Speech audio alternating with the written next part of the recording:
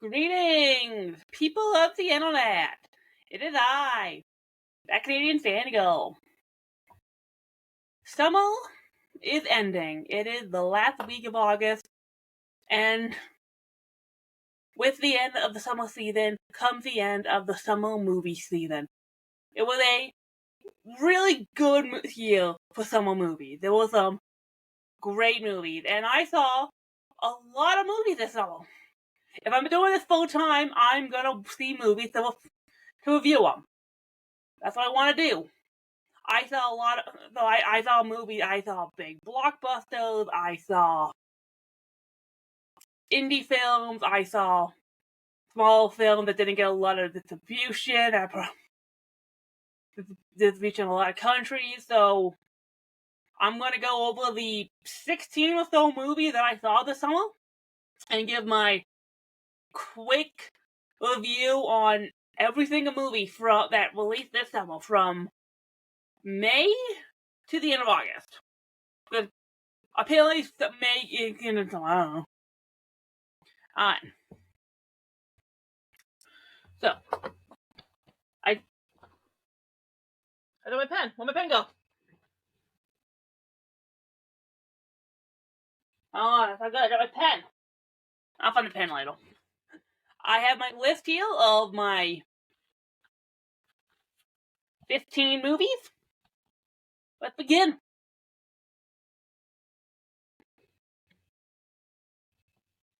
Okay, let's start with The Fall Guy. I really liked The Fall Guy. I thought it was a really fun little action movie. 2 years ago, I enjoyed the heck out of Bullet Train, so I really like that guy's work, so I kind of figured out that like Fall Guy was a fun action movie. It's like, alright, Ryan Gosling was great. I love Emily Blunt. It was a fun movie, putting a lot of focus on the dignity and respect that stunt people have in the film industry, which I think is really cool. Stunt people deserve way more recognition, and I think because of The Fall Guy, they are.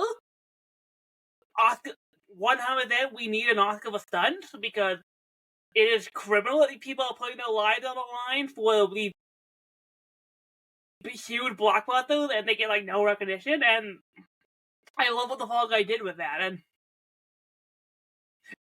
another movie I didn't see where it was going, because the trailer makes you think it's gonna be a straight up action movie, and it's like, no, it's actually really clever. I like the twists and turns that The Fall Guy takes. I think it's really fun. So, solid recognition for me. If I had to rate it, I'd give it a 8 out of 10? Yeah, I'll go with an 8 out of 10. Alright. Going from one Canadian Ryan to the next. If is complicated. Because I liked If. I have thoughts on this movie. I think it's really good.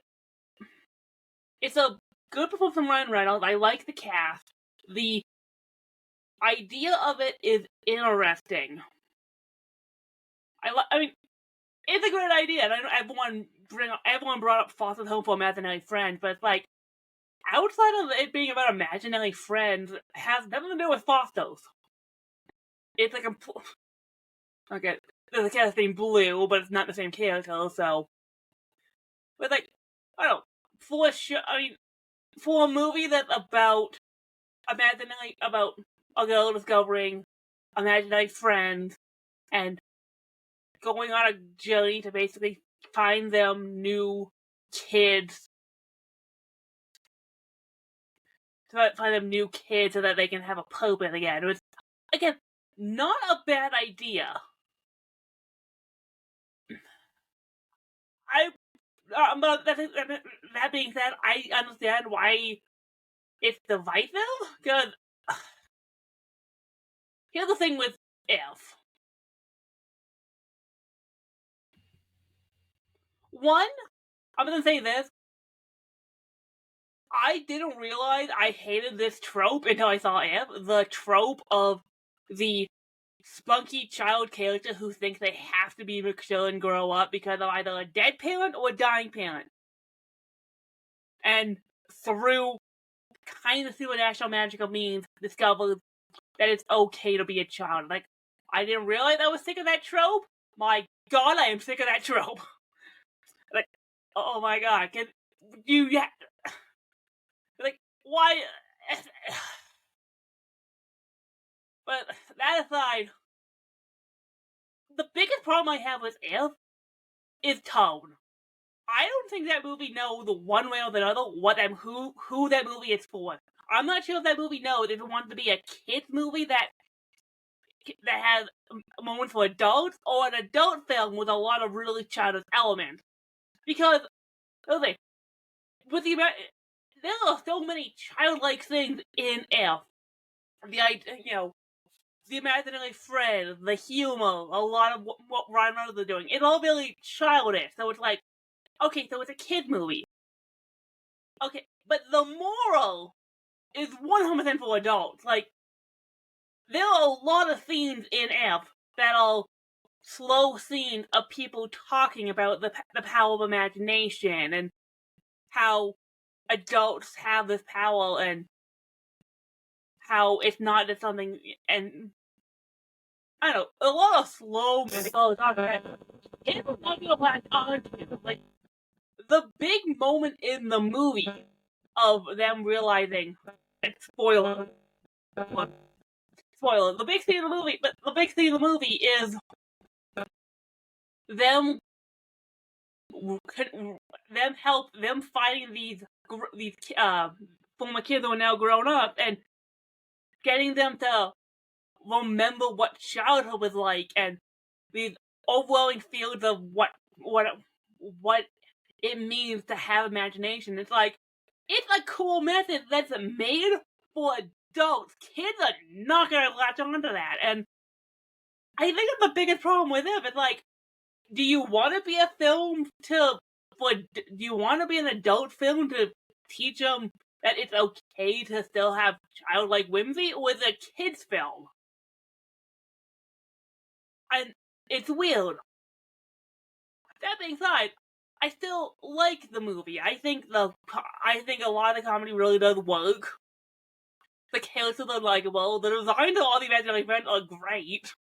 It's like, I mean, John Krasinski had a great imaginative eye for how he wanted to imagine his imaginary friend, and he's great. I like him in this movie. I think he's great. Ryan Reynolds is great as always. So, is it a good film? Yeah. Just, I question the tone. I would give it a 7.5 out of 10. Yeah, cause it is a good film. Moving on to the best movie of the summer, Inside Out 2. Inside Out 2 is probably what everyone wanted to be.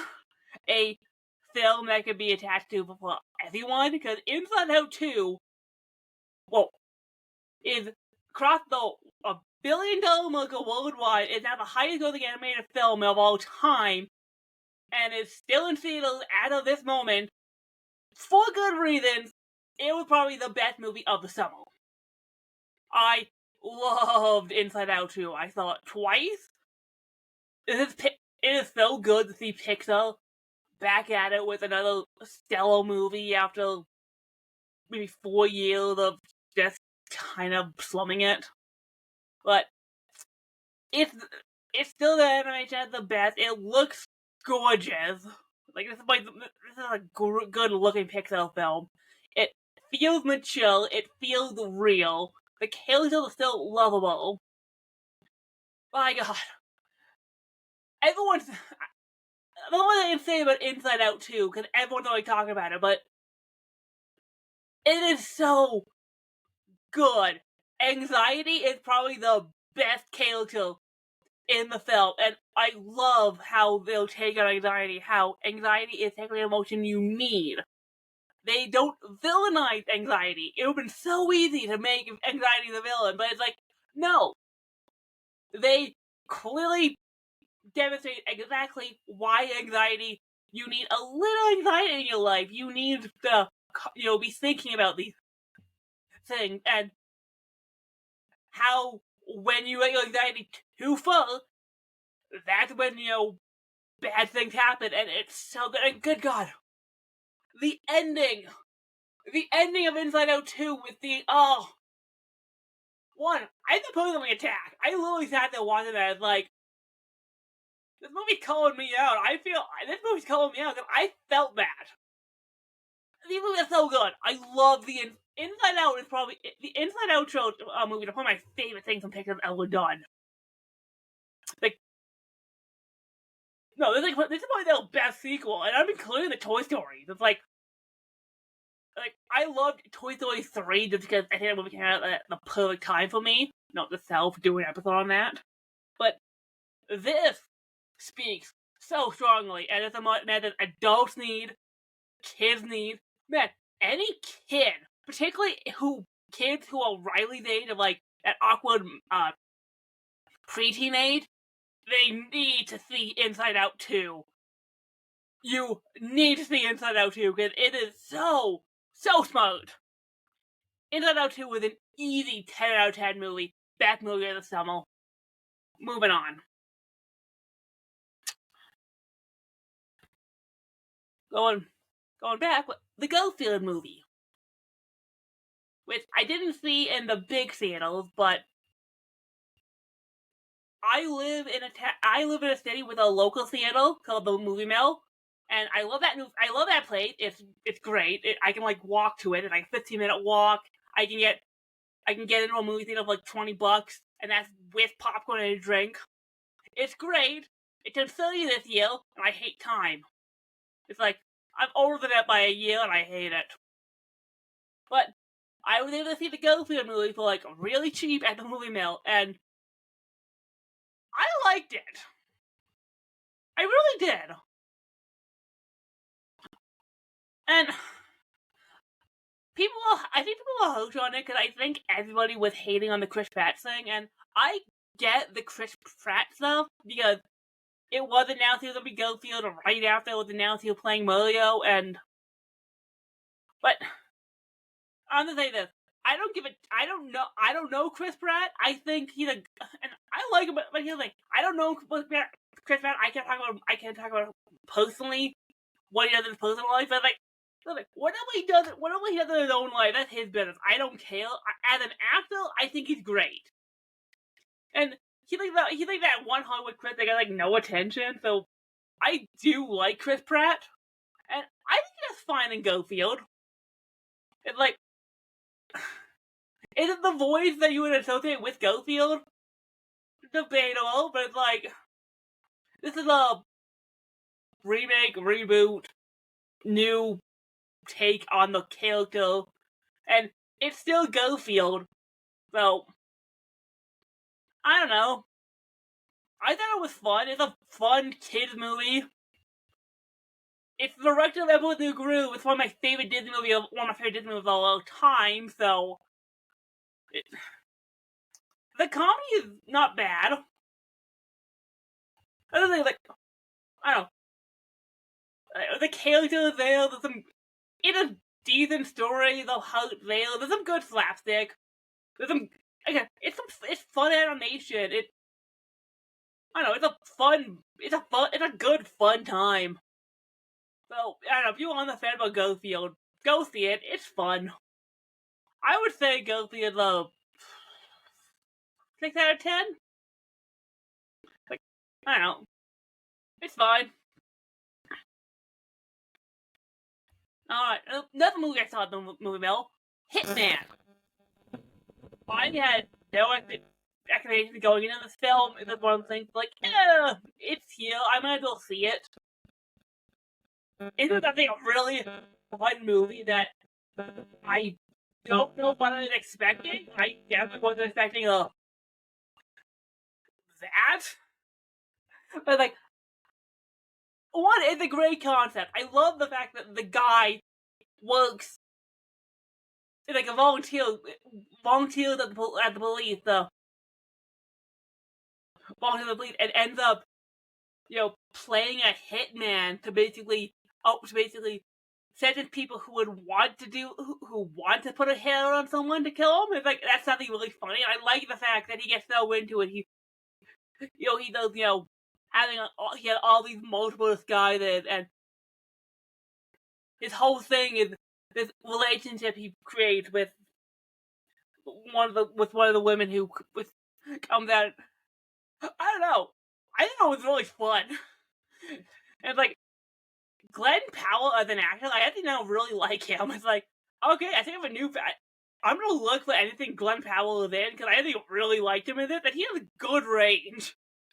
Considering he played a character who literally has to masquerade as like several different hitmen in order to get confessions out of people who would want to put a hit out. And it's like, no, I like that. Like, the ending's really funny. I like the fact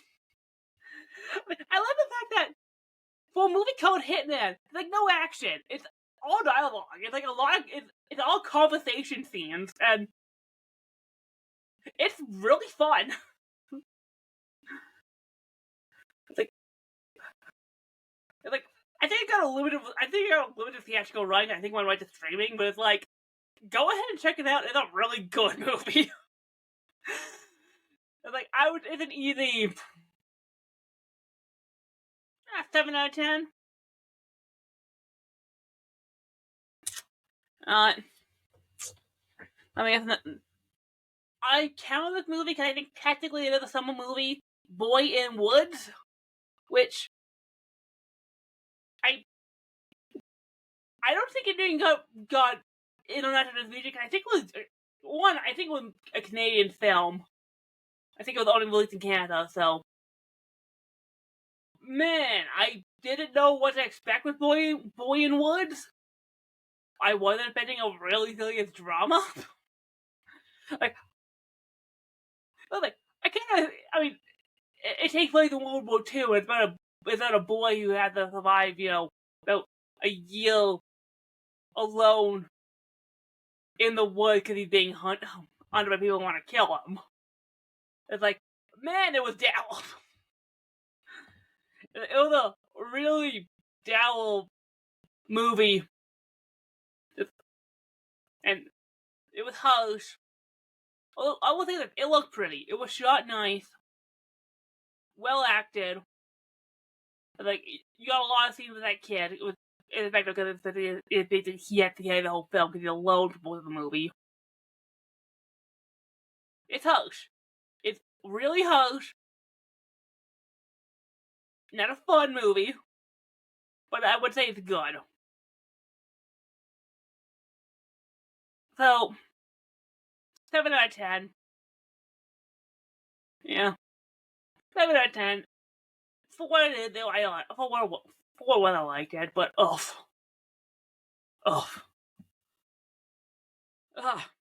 one off to the other. Sound of Hope, the story of Possum Trot. This is from the same studio that gave you Sound of Freedom last year, and did not do as well as what Sound of Freedom did, but I liked Sound of Hope. It's like, that was a really uplifting story, and it definitely resonated with me more than Sound of Freedom did. Like, Sound of Freedom was really harsh, but this was more uplifting. There's a small community of Possum Trot, and how they took in a bunch of kids who were in the foster system to give them good homes, and so these kids could grow up and have normal lives. Which they all did. It's a true story, and it's an uplifting story. It is one. Okay, it's harsh. It shows exactly how effed up the foster system is, and how kids and how there are people who treat kids absolutely like scum, and how one of the best things that you can do for a kid is for the kid to get into the system and get adopted by a good family who's going to give them a loving home and is going to give them that protection, that love, what they need to basically get out of abuse situation. It's really inspiring. It's one of those films where I walked out and I totally want to go into the foster system now. I kind of want to adopt. Like, give me 5 years. Give me 5 years for when I have a good living situation of my own. But it's like I'll totally adopt a kid. There are so many kids who are in that situation that need to be rescued. So for that alone, the story of Possum Shots, 7.5 out of 10? I don't give it super high, but yeah, 7.5 works. Alright. Moving on. Thelma. Came out of the indie scene and was actually a really fun comedy. Oh my god, this movie is so fun. People don't give indies enough credit. The indie film scene is some of the best films because these are people who don't have the money, they don't have the sell value, they don't have the time to give you really high budget films, but they have great ideas, and Thelma is a great story. The whole premise is this older woman named Thelma gets scammed by gets a call from a scam artist, and sends a bunch of her money to a scam artist, and feeling that it's her fault that she did that and she fell for a scam, goes on a trek with her one old friend on a motor scooter across town to basically get the money. It's a great comedy. It's a great comedy and great use of a bunch of a really older cast. It's like, this shows that old people can be funny. You give them a good comedic script, and these people are still funny. It doesn't matter though they're old. It's like, yeah, it makes a lot of jokes about how old people don't get, a lot of stuff that young people, know. But it's like, man, it's fun. Who's on the computer that's funny in its own right? It's like, I don't know. It wasn't an entertaining film. I think I'm kind of really glad I saw it. 8 out of 10. I mean, though, if I had any problem with Thelma, I'd say it was like a future subplot, but it's like, I don't know. There's something that happened that, like, you probably didn't need, but it's like, no, basic was entertaining enough. I liked it. Moving on. The Bike Rhinos. I thought this film would be a lot more entertaining than it actually was. I like the cast. I love Austin Butler. I love Tom Hardy. I thought this film would be really entertaining. It is the definition of a dad movie. Particularly middle-aged dad vibes for men who are really into bike clubs. And that's the movie. It's this motorcycle club in South. And them and the women and just kind of the ins and outs of these people on bikes, and I thought it would be more entertaining from the trailers. It was more boring. I'm not happy to admit that I was dozing off in the bike ride. I think I fell asleep in it. I swear, I think I missed 15 minutes because I kept closing. It is not that exciting. I wish I liked this movie more, because I like the cast. The sets were cool. It's gonna be one of those films that's probably gonna get nominated for a couple of Oscars. Probably, like, it's gonna get a couple of, like, actor nominations, but because one, I think the lead actress is probably a shoo-in for best actress nomination, because I think she was really good, but it was boring. It was really boring. I wish it was better. But again, I like Austin Butler and Tom Hardy, and they're the two lead, and they're still great. That's really it. 5 out of 10. Yeah, that's gonna be the worst time I saw this year. That's me sad.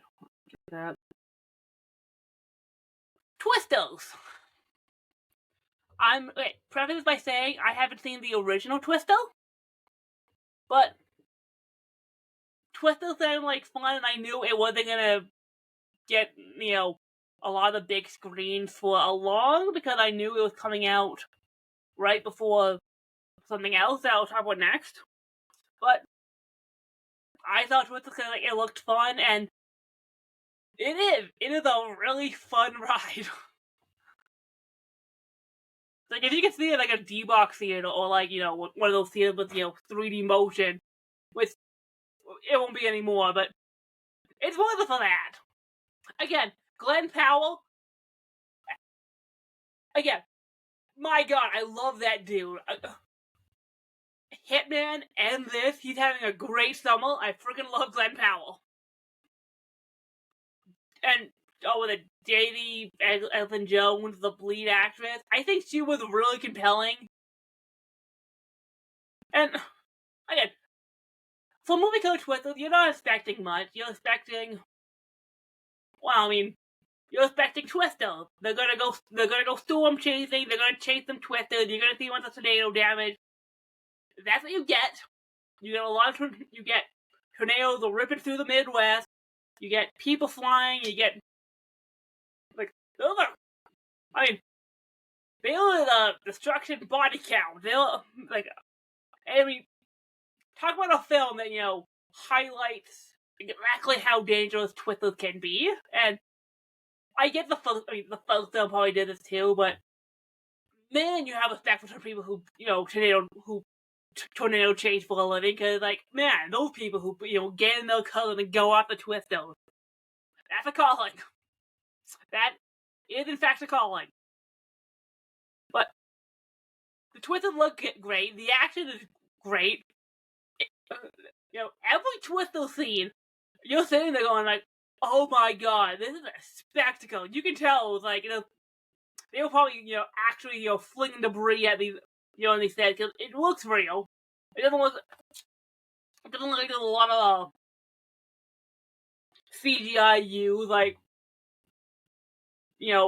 lot of time is probably real. The ending scene, my god, seeing that in the scene is probably the most tense you're ever gonna get, because they destroy a movie theater. It's well, that's really junk when you're sitting in a movie theater, watching a movie theater, getting a story because of Twister. But yeah, Twister was great. I didn't know what to expect. I liked it. I would say 8 out of 10. No, 8.5. 8.5 out of 10. Because it was a really compelling cast. I liked the characters in it. It was fun. And you don't need to know the original Twister. If you are going into Twisters with no concept of the fact that there were the first Twister, it doesn't matter. There's no connection to the original. There's a legacy cast, which Bill Paxton's dead, so. But yeah, they don't bring in a legacy actor. They're not dropping references, hook, line, sound to the original film. They're not winking at the crowd going yeah, well, a sequel. It's no, it stands on its own perfectly well. Yeah. I don't know, before that, I'm bumping to a 9 out of 10. Yeah, I like it that much. And now for the film that I knew was going to bump Twister out of a lot of its theater, Deadpool Wolverine. Which, you knew was gonna take all the big screens from Twisto, so.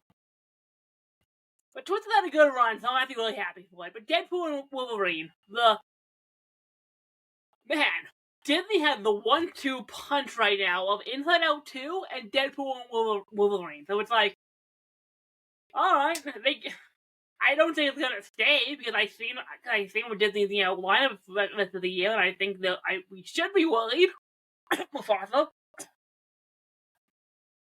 Sorry, I'm in my throat.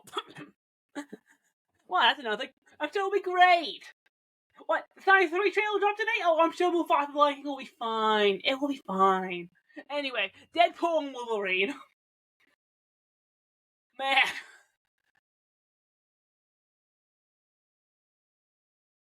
Ryan Reynolds had 2 really good movies this summer. If was good, this was great. And seeing Hugh Jackman come back as Wolverine, they put him in the costume. That was great. Ryan Reynolds is amazing as Deadpool. You can tell he truly loves the character. This is a great movie. It's a great follow-up to the first 2 Deadpools.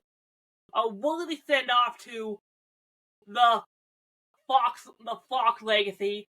Rest in peace, you wholly misguided studio. And, wholly misguided, wholly misguided superhero movies. Will not miss you fumbling Fantastic Four and the X-Men and whatever the heck Fox owned. I won't go into spoilers because that movie's still in theaters, but I mean, yeah, it's Deadpool. It's funny. The action's great. It's an R-rated movie, and it's doing amazing for that. The cameos are those are some great cameos. I won't go into spoilers. It's like it shows the direction they want to take the MCU, but also clearly they're not going to go in that direction. Because let's be honest, this is probably. I mean, I won't go into spoil, but like we now have an idea of what the MCU wants to do now. So hopefully they can keep the momentum going. I'm not gonna put money on that because they probably won't. Although Captain America 4 looks really good, so I mean, it's Deadpool and Wolverine. It's great. I mean, it's not a perfect movie because I'll be perfectly honest. I don't like what they did with the girlfriend in this. Like that was stupid. It's like really after Deadpool 2, that's what you did at the beginning of that was dumb. It's like I know some bits was like, oh, you probably didn't need that, but it leads to a lot of really great moments, so I excuse it. Again, not the best movie of the summer. That's Inside Out 2. This was great. Deadpool and Wolverine was amazing. Easy 9 out of 10. It's not a perfect film, but easy 9 out of 10. Okay. Well, time to talk about Borderlands. I'm going to preface by saying I've never played Borderlands. I have no idea what Borderlands is as a game. I've never played it. My assumption of Borderlands was always it was some open world game, which I guess is true. I've seen the image of the guy in the mask, and I know the name Tiny Tina, but that's all I know of Borderlands. Oh, I think the kid named Handsome Jack? That's all I know of Borderlands, so I went into the movie knowing nothing of the franchise. Purely because I just wanted to support video game movies, because they need support, and if they get support, Hollywood will realize we want to see more video game movies. So that's the only reason I saw it. It's fine. Like, well, this movie is like, I don't know, guys. I mean, I've only seen movies I want to see, but so and where's it? What is it? The worst movie I saw this summer? I don't know, but yeah,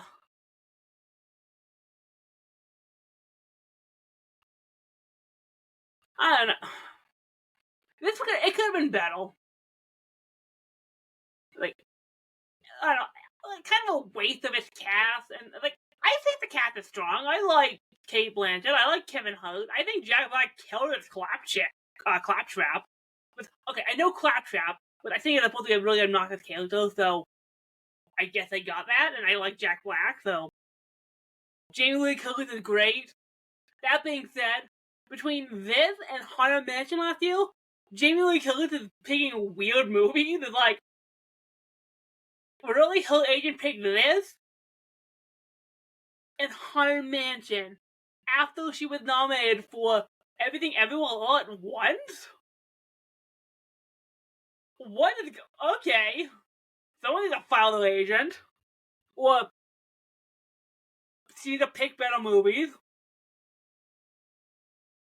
That being said, she also didn't get the... She's not going to be in the One Piece adaptation like all the fans wanted, so...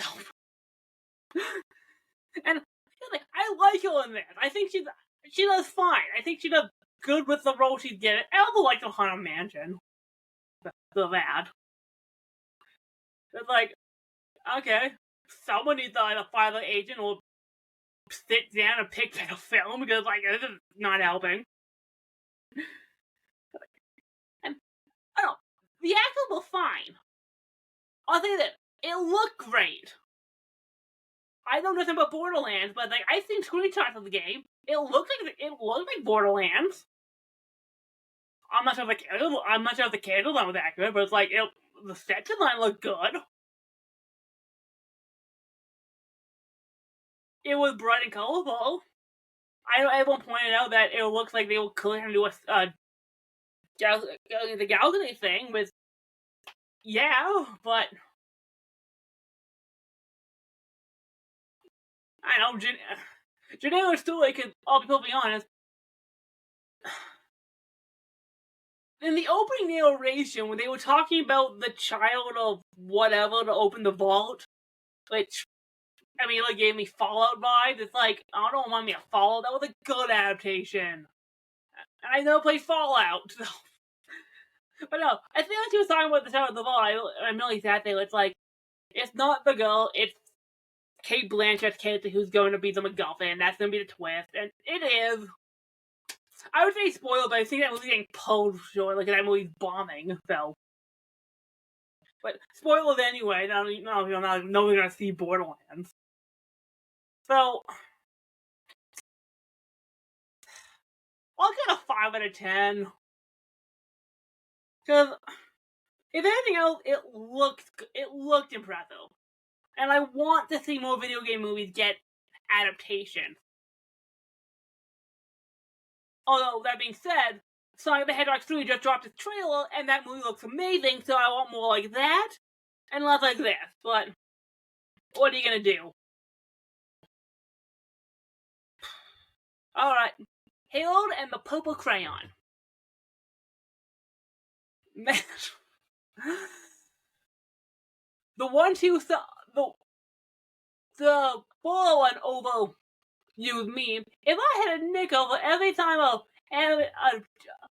movie came out with a purple color scheme talking about imagination, I'd have 2 nickels. It's a lot, but it's weird that it happened twice, right? Man, I want to draw filmmaking compared to the If to this movie. It does not help they came out the exact same summer, and If probably the better movie than Harold the Purple Crayon. The only thing this movie has over If is Harold and the Purple Crayon knows what it is tone-wise. It knows it's a kid's film. I like Zachary Levi. I wanted to see him be good in this, and I think he's fine. I don't remember reading the Harold and the Purple Crayon books, but maybe I did. I don't remember. But here's the thing. It is 100% a kid's book. like a kids film. It is. The humor is all aimed at children. It is a really basic plot aimed at a 8-year-old to, I don't know, 8 to 10-year-olds. It's probably the age. It's probably the age group is aiming for, because it's not an adult film. That being said, I saw it in a theater with like maybe 15 other people, all of which looked like they were 30-year-olds. So it's like no kid saw this movie because there were 2 other kids films in theaters right now. Well, I think there was 3, but whatever. They'll see. It's a movie. So it's like no kid saw it, and it's like I was not the youngest person in the theater. You know what? Because everyone else in the theater looked like they were in the age of they were in their 30s or older.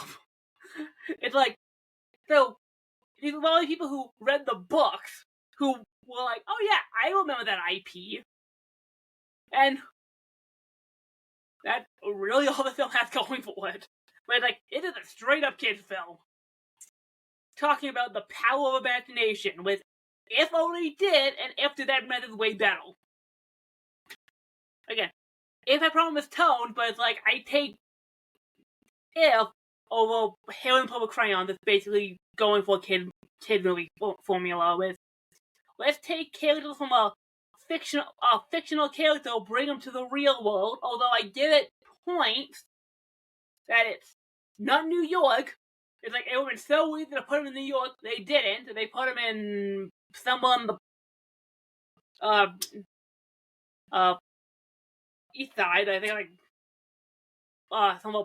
I can't remember the location. I can't remember the location, but it was in New York. So it's like, thank the Lord in heaven for not saying this character to New York, because that's what it reminded me. It reminded me of those movies. It's like, thank you. But like, yeah, it's one of those movies. You have a actor acting super enthusiastic. Zoe Saldana's in it, and it's like, okay, she's just playing the same role she played in Elf. And yeah, it's a lot of imagination. Imagination is great. I like the climax until I didn't like the climax. Let me explain. Because no one's gonna see this movie because technically bombed. The first half of the climax is really fun. Halo and the villain, because of the villain, have like 2 sides of the crayon, and they'll using the crayon to basically draw thing from their imagination to basically fight. Like the villain sends out something, Halo blocks it with hidden imagination, and it's really fun. It's a cool use of the concept. It's like, oh, that's cool. I like that. Then the villain falls hit after the crayon, becomes imagination himself, and it basically turns into a huge CGI lightless pale fight. It's like, no, I hate this. I liked it before. It was way more fun. Like, always the color purple when I get to the point because of the book. It doesn't go meta, so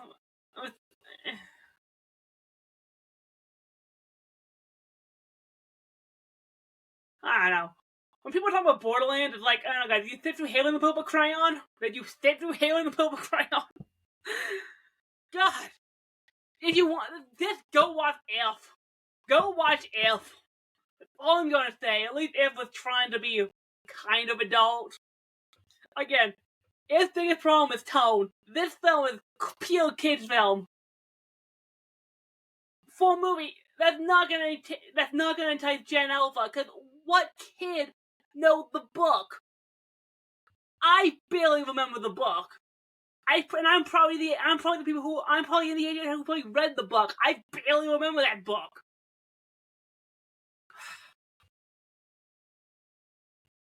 I got a 5 out of 10.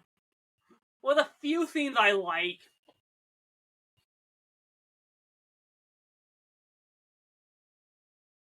Alright, okay. Now for the film that opened the same weekend as Borderlands and surpassed it. It ends with us. The surprise hit I think no one saw coming that was really, really good. I didn't think I would like this film as much as I did. And it is so interesting in its concept of being kind of a romance, but also kind of not. It's because you think, oh, it's based on a young adult book that got popular on TikTok. It's one of those books, and okay, it's a love triangle. This girl falls in love with this guy. You think it'll be a romance? Oh, he had the same side. Well, he's actually kind of abusive, and her ex-boyfriend come back in the picture. He's like, oh, it's gonna be one of those. But it's like, no, it's more about her coming to grips with exactly the cycle of abuse, because her father was abusive towards her mother, and it's her realizing, how to stop the cycle of abuse, and it's more about that, and I don't know. The fact that I emphasize how abusive people get into abusive relationships is actually kind of thought-provoking, and probably the one book that doesn't glamorize the abusive relationship. And it's a really interesting take on how people end in the situation, because he's a really nice guy, and you think, oh, this is going to be a really nice romance. And then you see flash of his temple. And then the abuse happens, and you're like, oh no shit, honey, get out of this. Get out, honey, get out. And the fact that she leaves is, spoiler, but whatever. The fact that she leaves is really telling. It's like, oh, thank you. No, this is really good.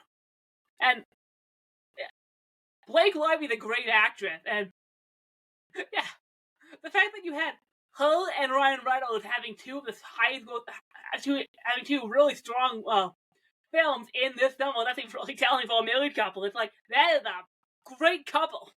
That is a great couple. It's like, yeah, way to go.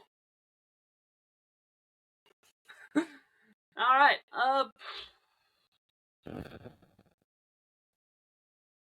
I give it a 7.5? 7.5 out of 10? And the most recent movie I saw, Fly Me to the Moon. Just saw it yesterday. I didn't think I'd have the chance to talk about it, but I got the chance. Oh shit, no, my internet went out. Okay, we're back, we're good? Testing.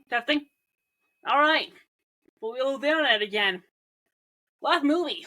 I saw this yesterday. I didn't think I would get a chance to talk about it. Fly Me to the Moon. I liked this. I really did. I thought it was a really entertaining movie about this I don't know. It was a really entertaining movie about the guy at NASA trying to launch the Apollo 11 to walk on the moon, and the fact that they bring in this woman to hype up the space program so that they can get more funding and basically sell people on the idea of NASA. It's really entertaining. I like the two lead characters. I like their differing opinions on where they're coming from. Because, no, both are right in their own way. And it's really fun. I love Scarlett Johansson. And I think Scarlett Johansson is great in this movie. It's some of her best acting. And, man, she's so good in this movie. She's so good. I freaking love her in this. And I'll be honest, I'm not a Channing Tatum fan. I find him overrated. And I find the Channing Tatum obsession kind of overrated. That being said, I like him in this. It's he's not my favorite actor, but no, he's good in this, playing the launch director of NASA trying to build this Apollo and rocket. Really fun. It's really fun. I like the fact when they're in a launch control and everyone's in suit, dressed in tie. He's the only guy with wearing this bright, this bright color turtleneck thing. It's like that stands. Like, why is he the only one? It's like it had a thing at NASA. It's like I don't. It was immensely entertaining. I do like it. I love Woody Harrelson in this. I think he's great. Of this kind of antagonist, trying to prove a point of the space program. Well, instead of it was like, oh, it's not about putting him on the moon. It's about beating the Russians. It's like, man, he played the role great. It's great. I love the idea. It's a film of fake moon landing, so that like if it fails, they'll have a backup so they can get it so that America technically got on both. Man, if you're a moon landing denial, this is not gonna help. If you're only one of the people saying the moon landing was fake, don't watch this movie, because a good chunk of this movie is about them faking the moon landing. It's like, if you don't believe in that, don't. Although they're doing a Kubrick joke, and it's funny. Within the trailer, so I don't know. It was entertaining. I didn't like it. Okay, it had two really likable performances. It got a great cast. The set's great. Fly Me to the Moon, either 7 out of 10? No, 7.5 out of 10.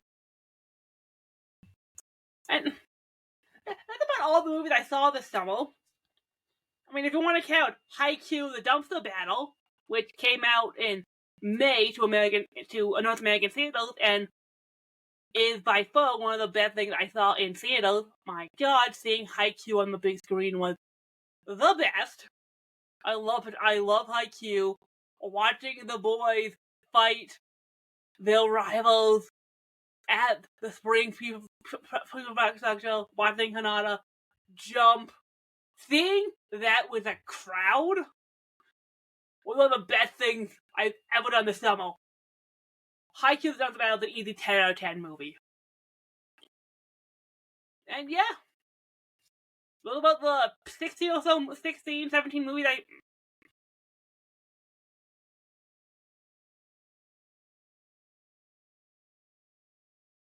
don't know, but 16 or so movies I saw this summer? I didn't actually dislike any of them. Even the movies that I was sour on, there were still things I liked about it. Because I generally don't go out of my way to see movies I know I'm not going to like. I only see movies that I know I want to watch. Like, I knew I want. So, and there were movies which, like, I'm just going to go in and see it. I have no expectation. I was blown away. Like, with some of my, surprise hits. Like, this is a really, really good movie. This is a really, really good summer for movies. We had some high highs. We had some decent hits. We had a lot of really good indies.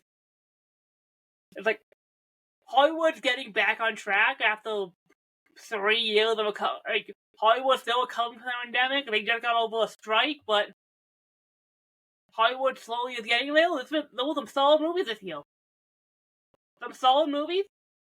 I love watching movies in theaters. I'm really glad I did this. So, thanks for listening to me ramble about every single movie I saw this summer. Hopefully the editing goes okay. We'll see. Remember to like and share this podcast around. That helps grow the algorithm. It helps recommend the algorithm so more people know to watch me. Recommend That Canadian Fangirl to your friends, to your enemies, to your rivals, to whoever they know. Help people know. Help people find the episode. Remember to follow me on my socials. They're in the description down below, along with the comment section. If you want to leave a comment on this video, please leave a comment, rate us, give me a thumbs up. Remember, no gatekeeping. We don't gatekeep this community. If you like something, you're a fan of it, don't let other people tell you otherwise. And other than that, This has been That Canadian Fangirl. And remember, when people ask you what fangirl do you listen to, it is That Canadian Fangirl. Which Canadian Fangirl? That Canadian Fangirl. Alright, later people.